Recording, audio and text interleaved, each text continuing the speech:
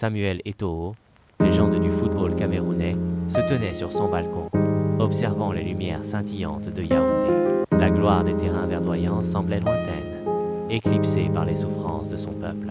Les nouvelles des villages étaient déchirantes.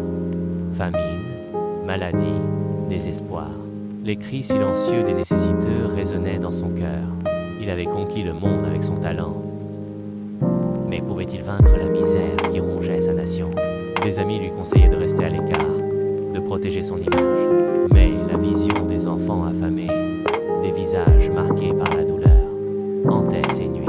Il se souvenait des terrains poussiéreux de son enfance, de la solidarité qui avait forgé son caractère. Cette solidarité, il devait la partager. Il organisa une rencontre secrète avec des chefs de village, des représentants de la société civile. Ils lui racontèrent des histoires de désespoir, de corruption, d'injustice. Eto'o écouta, les larmes aux yeux, promettant d'agir. Il utilisa sa renommée pour attirer l'attention internationale sur la crise. Il lança une campagne de collecte de fonds, mobilisant ses anciens coéquipiers, des célébrités, des entreprises. L'argent afflua, permettant de fournir de la nourriture, des médicaments, de l'eau potable.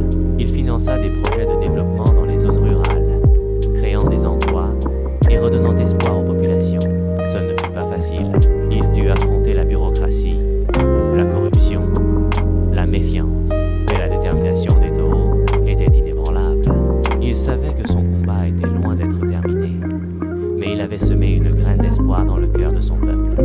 Il était plus qu'un footballeur, il était devenu un symbole d'espoir, un phare dans la nuit. Le lion des terrains dorés était devenu le protecteur de son peuple, un héros silencieux, dont l'action parlait plus fort